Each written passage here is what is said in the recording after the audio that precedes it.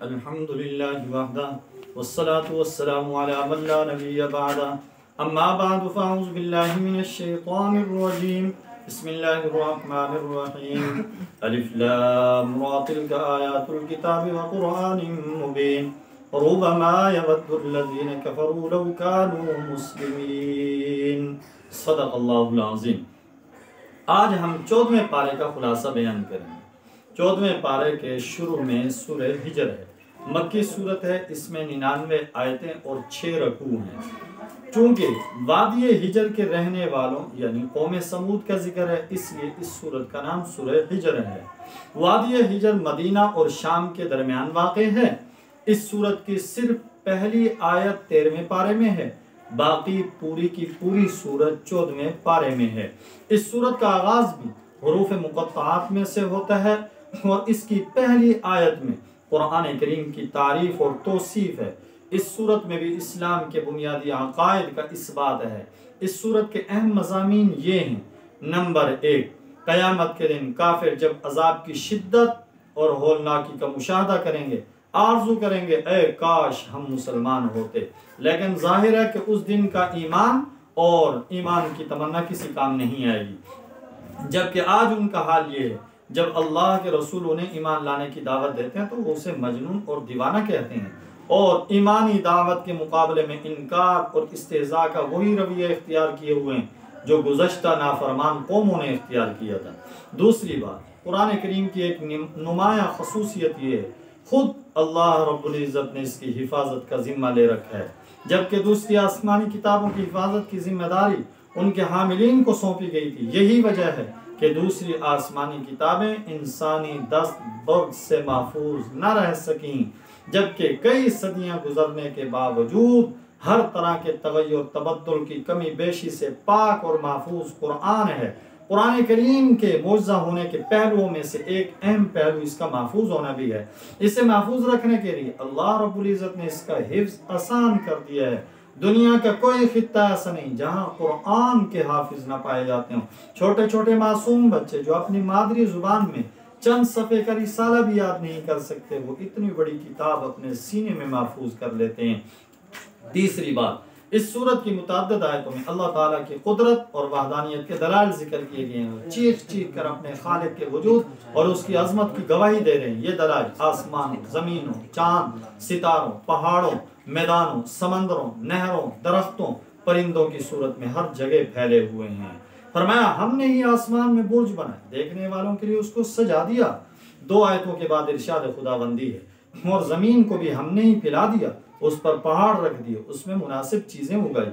कहीं फरमाया हम ही पानी से भरी हुई हवाएं चलाते हैं, हम ही आसमान से बारिश बरसाते हैं, हम ही तुमको उसका पानी पिलाते हैं और तुम उसका खजाना नहीं रखते। कहीं फरमाया ये हवाएं हजारों टन पानी अपने कंधों पर उठाए फिरती हैं, फिर जहां अल्लाह ताला का हुक्म होता है बरसा देती हैं। ये हवाएं ही हैं जो दरख्तों को बार आवर करती हैं। ये वही काम सर अंजाम देती हैं जो नर मादा के लिए सर अंजाम देता है, जो नर हैवान मादा के लिए सर अंजाम देता है।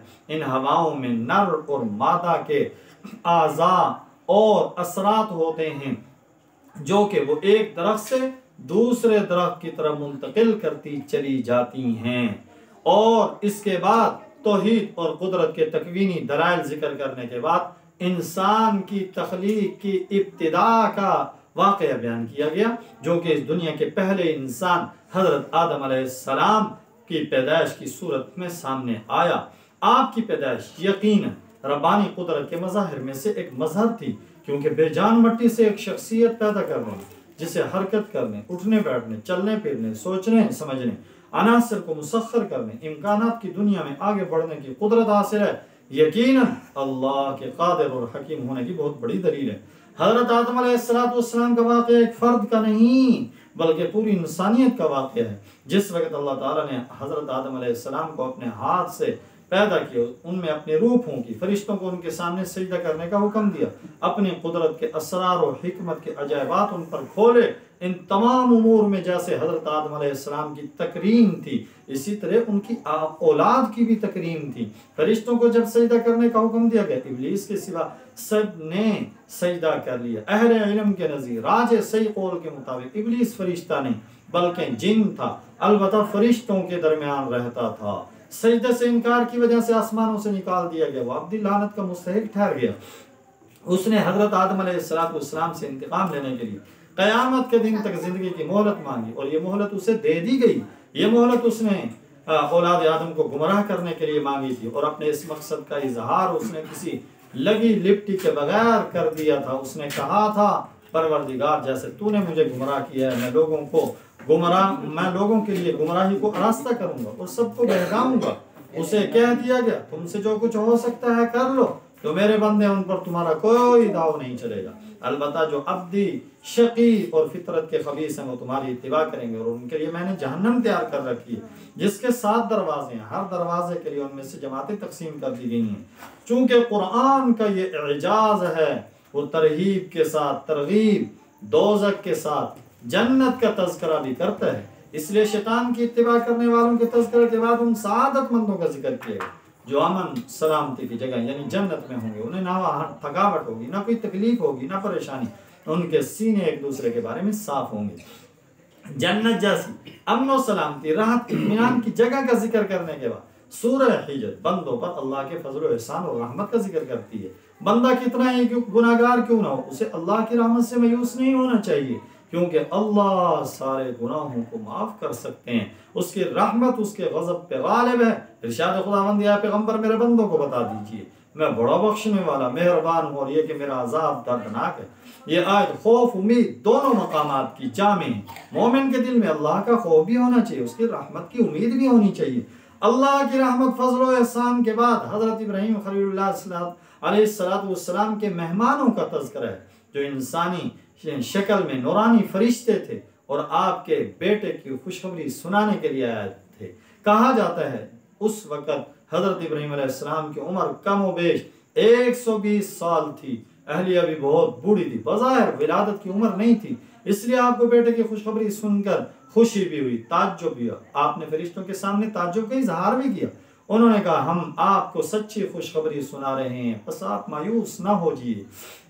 मेरे सवाल करने का मकसद इब्राहीम अलैहिस्सलाम ने कहा ये मालूम करना है, यूं ही बुढ़ापे में हमें बेटा दिया जाएगा या जवानी लौटाकर या किसी दूसरी औरत से शादी करके। फरिश्ते हजरत इब्राहीम अलैहिस्सलाम को खुशखबरी सुनाकर हजरत लूत अलैहिस्सलाम की खिदमत में हाजिर हुए। उनसे दरख्वास्त की कि आप अपने घर वालों को लेकर रात ही को इस बस्ती से निकल जाइए, क्योंकि आपकी बस्ती वाले गुनाहों की सरकशी में इतने आगे निकल गए हैं। अल्लाह ताला ने इनके नापाक वजूद से जमीन को पाक करने का फैसला कर लिया। चुनाचे ऐसा ही हुआ। इरशाद खुदाबंदी है, सो उनको सूरज निकलते चिंगार ने आ पकड़ा। हमने इस शहर को उलट कर नीचे का ऊपर कर दिया, उन पर कंकर की पत्थरियां बरसाई। वादी हिजर के रहने वाले हजरत सालेह अलैहिस्सलाम की कौम भी जुल्म और ज्यादती की राह पर चल निकली थी। बार बार समझाने के बावजूद बुत परस्ती छोड़ने के लिए आमादा नहीं हो रही थी। उन्हें मुख्तलिफ मौजज़ात भी दिखाए गए, खसूसन पहाड़ी चट्टान से ऊँटनी की विलादत का मौजज़ा जो कि हकीकत में कई मौजज़ों का नमूना था। ऊँटनी का चट्टान से बरामद होना, निकलते हुए उसका विलादत का करीब होना, उसकी जिसामत का गैर मामूली बड़ा होना, उससे बहुत ज्यादा दूध हासिल होना। लेकिन उन बदबख्तों ने इस मौजज़े की भी कोई कदर न की। बजाय इसके कि वो उसे देखकर ईमान कबूल कर लेते, उन्होंने उस ऊँटनी को मार डाला। चुनाचे वादी हिजर के रहने वाले भी अजाब की लपेट में आकर रहे। सूरह हिजर के आखिरी रकू में नेमत कुरान का जिक्र है। जिसे ये नेमत हासिल हो जाए उसे मालदारों की तरफ नजर उठाकर भी नहीं देखना चाहिए। हजूर अकरम सल्लल्लाहु अलैहि वसल्लम को हुक्म दिया गया आपकी तरफ जो हक नाजिल किया है उसे खोलकर बयान कर दीजिए। गोया गुज़श्ता सूरत की तरह इस सूरत की इब्तिदा और इख्तिताम भी कुरान करीम पे हुआ है। इसके बाद 14वें पारे में सूरह नहल है, मक्की सूरत है। इसमें 128 आयतें 16 रकू हैं। नहल शहद की मक्खी को कहते हैं। चूंकि इस सूरह मुबारका में शहद की मक्खी का जिक्र आया है इसलिए इसका नाम सूरह नहल है।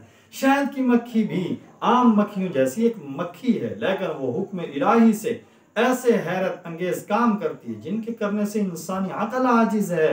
खा छत्ता बनाने का अमल हो या आपस में मुख्तलिफ जिम्मेदारियों की तकसीम हो या दूर दराज वाक़े दरख्तों बागात और फसलों से कतरा कतरा शहद का हुसूल हो, उनका हर अमल बड़ा ही अजीब होता है। उनके बनाए हुए छत्तों में 20 से 30 हजार खाने होते हैं। ये खाने मुसद्दस होते हैं। आज के किसी जदीद तरीन आले से अगर उनकी पैमाइश की जाए तो उनमें बाल बराबर भी फर्क नहीं होगा। फिर इस छत्ते में शहद जमा करने का गोदाम, बच्चे जनने के लिए मैटरनिटी होम, फुजले के स्टोर सब अलग अलग होते हैं। हजारों मक्खियों पे एक मलका हुक्मरानी करती है। उस छोटी सी ममलकत में उसी का सिक्का चलता है, उसी के हुक्म से ड्यूटियों की तकसीम होती है। छत्ते पे काम करने वाली मक्खियों में से बाज दरबानी के फराइज सर अंजाम देती हैं, बाज अंडों की हिफाजत करती हैं, बाज नाबालिग बच्चों की देखभाल करती हैं, बाज इंजीनियरिंग और छत्ते की तराश खराश और तामीर में लगी रहती हैं। जब किसी मक्खी को तलाश और जुस्तजू के दौरान किसी जगह पर शहद की मौजूदगी का पता चलता है तो वो वापस आकर एक खास किस्म के रक्स के जरिए दूसरी मक्खियों को मंजिल तक पहुंचने के लिए रास्ते की निशानदेही करती है। यह एहतियात जरूर करती है, जिस फूल को वो निचोड़ चुकी हो उस पर एक खास किस्म का निशान छोड़ देती है ताकि बाद में आने वाले कारकुन का वक्त जाये ना हो, उसे खज्जल खराब ना होना पड़े। अगर कोई मक्खी गलती से गंदगी पे बैठ जाए या कोई जहरीला मवाद ले आए, चेकिंग पे मामूर अमला उसे बाहर ही रोक लेता है, उसे इस जुर्म की सजा के तौर पे कत्ल कर दिया जाता है। ऐ काश इंसान मक्खी ही से इबरत हासिल करे, खुराक या दवा के नाम पे जहर खिलाने वालों को इबरत का नमूना बना दे। अल्लाह ताला फरमाते हैं मक्खी ये सारे काम हमारे हुक्म से करती है, और फरमाया बेशक सोचने वालों के लिए इसमें निशानी है। अगर कोई गैर मुतासिब इंसान शायद की मक्खी की जिंदगी पर गौर व फिक्र कर ले, वो अल्लाह के वजूद, उसकी कुदरत और हिकमत को तस्लीम किए बगैर नहीं रह सकता। सूरह नहल को सूरह निअम भी कहा जाता है क्योंकि इसमें कसरत के साथ अल्लाह ताला की नेमतों का जिक्र है। सूरत की इब्तिदा से मुताला किया जाए तो पहले कुर्ब क़यामत का जिक्र है, फिर वही का इस्बात है जिसका मुशरिक इनकार करते हैं, फिर अल्लाह की नेमतों के बयान का सिलसिला शुरू होता। उसने जमीन को फर्श, आसमान को छत, इंसान को नुत्फे से बनाया, चौपाए पैदा किए जिनमें मुख्तलिफ मनाफे भी हैं, वो अपने मालिक के लिए फख्र जमाल का बायस भी होते हैं। घोड़े खच्चर गधे पैदा किए जो बार बर्दारी के भी काम आते हैं, उनमें रौनक और जीनत भी होती है। बारिश वही बरसाता है, फिर उस बारिश से जैतून, खजूर, अंगूर, दूसरे बहुत सारे मेवाजात, गल्ले वही पैदा करता है। रात दिन सूरज चांद को उसी ने इंसान की खिदमत में लगा रखा है। दरियाओं से ताजा गोश्त और जेवर वही मुहैया करता है। समंदरों में जहाज और कश्तियां उसी के हुक्म से रवा दवा हैं। ये और इन जैसी दूसरी नेमतों के जिक्र करने के बाद अल्लाह ताला बजा तौर पर फरमाते हैं अगर तुम अल्लाह की नेमतों को शुमार करना चाहो तो शुमार नहीं कर सकते। बेशक अल्लाह बहुत बख्शने वाला इंतहाई मेहरबान है। जब इंसान अल्लाह की नेमतों को शुमार नहीं कर सकता तो उसका शुक्र कैसे अदा कर सकता है। इंसानी जिस्म और उसके मुख्तलिफ अज्जा को ही ले लीजिए, अगर इनमें कोई खराबी पैदा हो जाए जिंदगी का मजा ही खत्म होकर रह जाता है। और इंसान तमन्ना करता है अगर दुनिया का सारा साजो सामान भी खर्च करके खराबी दूर हो जाए तो सौदा सस्ता है। मैदे में जख्म हो जाए, ये पेशाब रुक जाए, ये सूए हजम का आर्जा मुस्तकिल तौर पर लायक हो जाए, न खाने में मजा आता है न पीने में। अगर गुर्दा या जिगर खराब हो जाए, ये शरियाने तंग हो जाए या खून की पैदावार में रुकावट हो जाए, ऐसी तकलीफ होती है कि इंसान मौत की आरज़ू करने लगता है। गाफिल इंसान को क्या खबर उसके जिस्म का निज़ाम कैसे चलाया जा रहा है। या अगर सिर्फ दाखिली और बदनी नेमतों पर ही एक सरसरी नजर डाल ले तो दंग रह जाए और ये इकरार करने पे मजबूर हो जाए वाकई उसकी नेमतों को कोई शुमार नहीं कर सकता। खारजी नेमतों का जिक्र ही क्या है। इस सूरत में वो जामे तरीन आयत भी है जिसके बारे में हजरत अब्दुल्लाह बिन मसऊद रज़ी अल्लाह अन्हु फरमाते हैं कुरान करीम की आयत खैर और शर की सबसे ज्यादा जामे है। ये वो आयत है जिसे सुनकर वलीद इब्न मुगीरा दुश्मन इस्लाम भी तारीफ करने पे मजबूर हो गया था। इसकी जामियती की वजह से हजरत उमर बिन अब्दुल अजीज रहमतुल्लाह के जमाने से इसे हर खतीब खुतबा जुमा में पढ़ता है। सूरह नहल की आयत नंबर 90 है। इस आयत में 3 बातों का हुक्म दिया गया, अदल, इहसान, कराबतदारों को देने का हुक्म।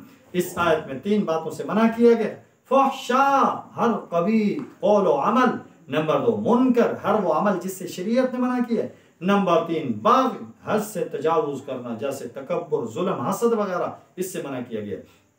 अदल का हुक्म अहकाम मामलात में भी अदल जरूरी, फराइज वाजिबात में भी, औलाद के साथ भी, दोस्तों दुश्मनों के साथ भी, अपने परायों के साथ भी, बीवी खादमों मुलाजमों के साथ भी। नंबर 2 एहसान हर अच्छा अमल एहसान है। एहसान का ताल्लुक अल्लाह के साथ भी है, जमात और उनके खानदान इनके साथ भी है, यहाँ तक के हैवानों के साथ भी एहसान का हुक्म है। यूं तो हर मुस्तहक की मदद करनी चाहिए, लेकिन कराबतदारों के साथ ताउन करने का दोहरा अजर मिलता है।